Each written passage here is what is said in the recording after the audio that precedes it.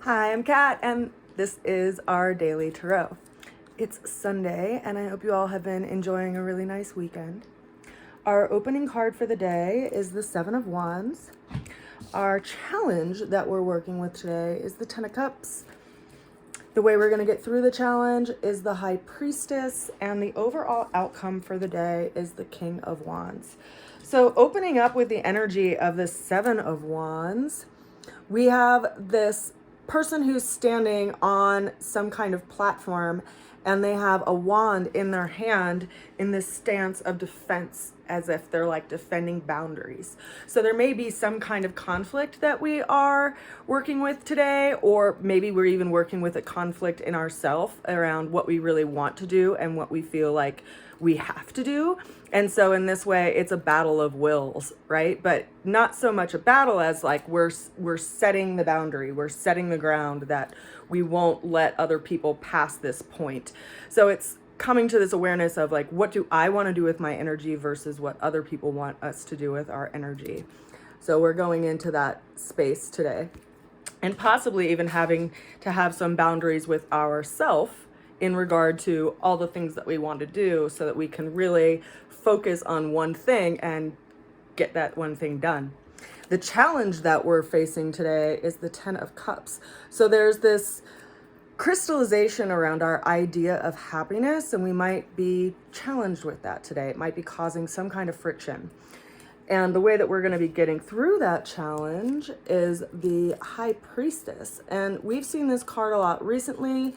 It doesn't really surprise me that it showed up today, because tomorrow we have a full moon in Cancer, which is ruled by this card, as well as the moon being ruled by this card. And in times of full moons, there are things revealed. There are secrets revealed. There are things that we can see that we were in the dark about.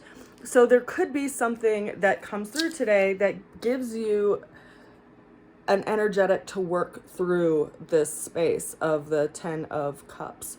So it brings us to this question of, is our happiness actually outside of ourselves? Do we have to reach some kind of pinnacle of life in order to have and attain a crystallized idea of happiness?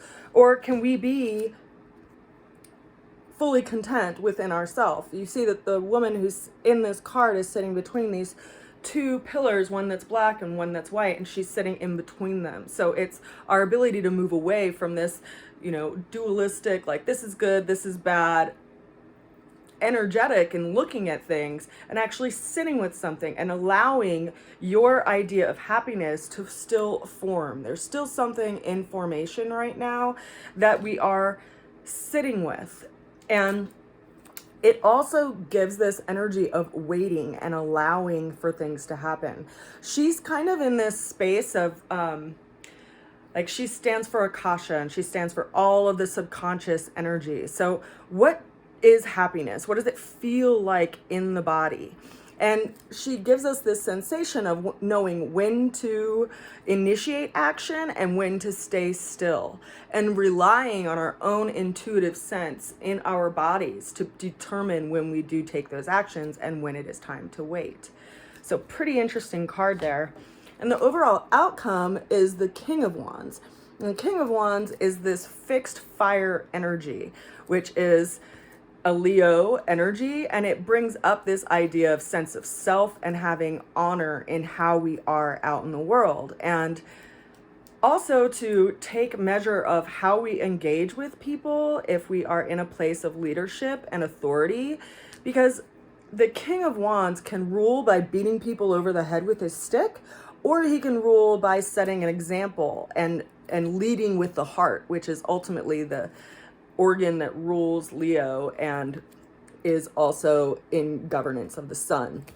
So what's so interesting about this full moon that we are having tomorrow is not only, of course, is the moon in opposition to the sun, because that's why it is seen as full, it's being reflected by the sun, but we also have Pluto and the sun in a conjunction, which is really interesting, because it's like we are seeing the, like, what all of this change has, like, why all this change has been happening and what is actually opening up. It's actually creating the perfect incubation for change and transformation. And it's quite likely that we will have to let go of some things that are in our path of getting to where we want to go. And it's like, you know, having all of these ideas around what we need to do in life. And if you really only got to choose one, what would that one thing be? Where would you put your direction? And what is in your way of being able to accomplish that? And so it brings up, you know, relationships that we might have to let go of, or jobs that we might have to let go of, or certain situations. And it also brings up the need for communication, because Mercury just went retrograde, and so we're in this time of review, and there's just so many different things going on astrologically right now that I think these touch on. But ultimately it comes down to, how do you want to govern your life, and how do you want to lead your life? Are you going to lead it from the head,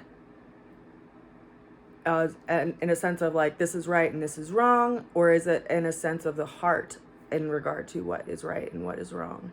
And can we integrate these systems so that they can actually work together when we're out there in life?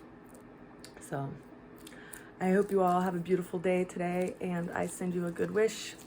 I will see you again soon. Mwah. Bye for now.